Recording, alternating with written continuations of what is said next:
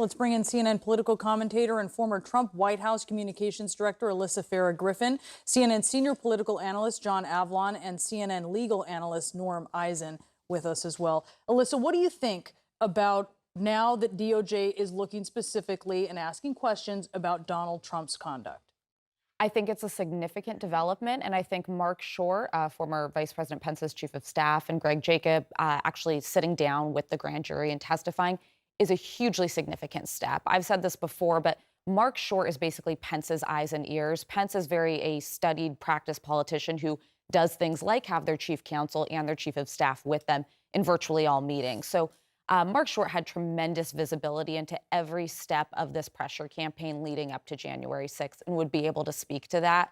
I think that, and then you pair that with what the Attorney General said, and we could be moving. This is the most confident I've felt, and I'm not the lawyer at the table, that we are moving toward a potential indictment of the former president. And we'll get to the lawyer at the table. Listen, but while we have you, has the DOJ talked to you?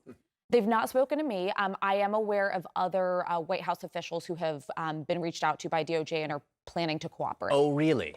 Yes. Can you tell me more about that? Because that was my follow-up question. We know Mark Short, Greg Jacob. We literally don't know a single other person. I don't want to get ahead of their announcements, but I think you could piece it together based on who's testified before the January 6th committee. Again, these are related but separate track investigations, and I think DOJ is keeping an eye on who's coming before January 6th and who may have helpful information. But you have knowledge that DOJ is reaching out to some of the people that we have seen who appeared as part of the January 6th committee presentation. Yes, that's my understanding. So when you hear Democrats frustrated that DOJ hasn't done enough, hasn't been fast enough, do you share that concern? Or knowing what you know, do you think that actually they're farther ahead?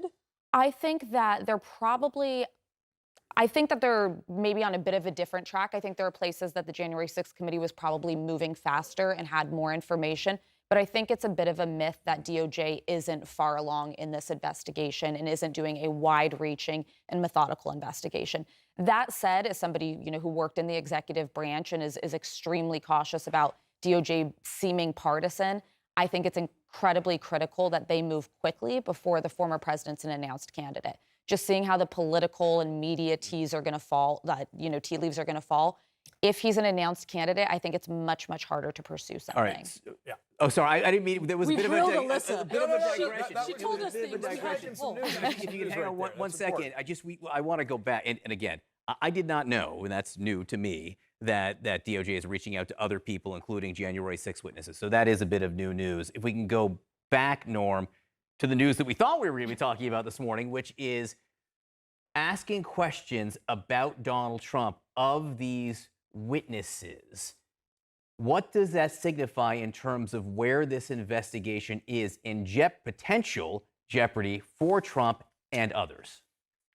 John, I think it signifies a deepening jeopardy. We've talked together on New Day for well over a year now about the prospect that DOJ was going to move, because if you just look at what's public record, the overwhelming evidence of misconduct by the former president and those around him, the clarity of these laws, the finding by a federal judge in California that there were likely crimes going into the January 6th hearings, conspiracy to defraud the United States and obstruction of an official proceeding in Congress.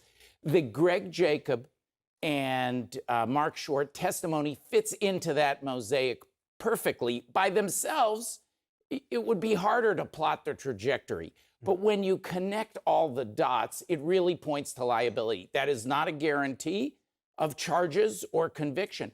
And you have to put it together with something else we've discussed a lot, the Georgia investigation, where there's an even faster acceleration. So you see a pincers movement on Donald Trump. And perhaps this will be the occasion in which he cannot dodge criminal liability. Yeah, look, I mean, people obviously, we do want to pump the brakes before making any assumptions, but people point out that an indictment of an ex-president is unprecedented. So is what he is credibly accused of, which is interfering, trying to overturn an election. So that's appropriate. I think folks who've had a rooting interest in the outcome of an indicted president, which isn't good for the country, let's be clear, I think have been frustrated at times, but they have not appreciated the fact that the DOJ can and should be operating at its own pace beneath the surface of things. There are folks who, Alyssa just made the point, well, gosh, how if Trump declares, will that derail this investigation? We've seen that attempt to play the refs before, and I think that's precisely what the DOJ cannot allow. This needs to be without fear or favor, and that means not having your calculus adjusted by political announcements.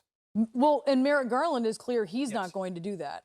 Donald Trump might mess with that a little bit. If he's looking at these headlines today, this might change his calculus on getting in sooner versus later. It might, much to, I think, the dismay of Republicans who desperately want him to stay out of the race. Kevin McCarthy in particular, who says he's spoken to Donald Trump about this. Again, I think the key point is we've seen a lot of mistakes made in our culture when people politically get in the heads of people in positions of law enforcement. That can't happen.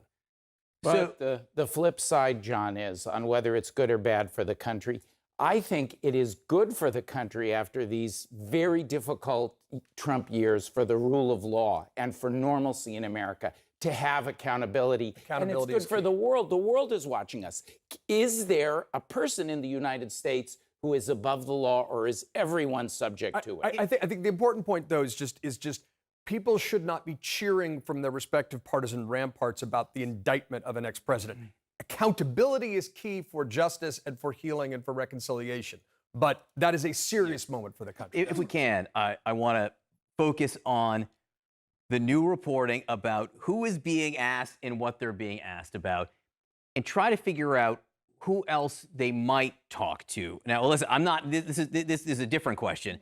If you wanted to get to what was going on in Donald Trump's head and potential criminality there, you've talked to Mark Short and Greg Jacob.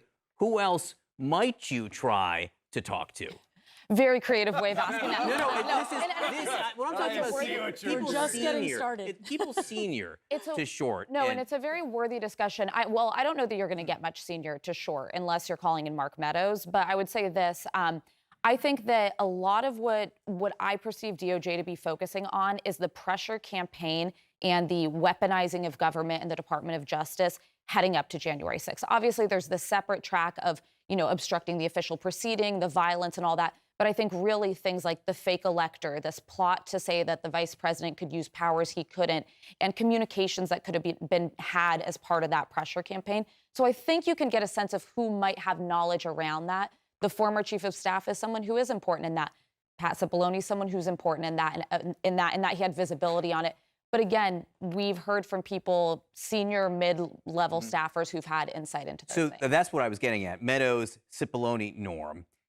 Would DOJ try to get them in? And on Meadows, again, DOJ operates in a different way than, say, Georgia. You're not going to bring someone in or subpoena them if they might be a target, right? It's very unusual in federal prosecutions. It does happen. The Department of Justice manual has provisions for how you go about it if someone is a target. It's unusual. I doubt that Meadows has been called in yet. Cipollone's in a completely different category. He has knowledge. His executive privilege claims, as somebody who helped administer those claims in a White House, his executive privilege claims are weak. DOJ won't put up with the same kind of bargaining that he did with the January 6th committee. But just looking at the itinerary of witnesses who we've seen testify publicly, Bill Barr is going to have important information. He's a willing participant. We've seen the Trump campaign individuals who appeared before Congress. They are likely to be brought in. And anyone who can establish that Donald Trump knew he had lost the election, he knew there was no legal basis for these phony electors, and yet he attacked nonetheless, culminating in that horrible violence and calling out the vice president. That is the single most unforgivable thing to me, the 224 tweet. Of course. The Capitol's under assault with murderous intent, I believe, Donald Trump. So those witnesses are the ones DOJ is likely calling in.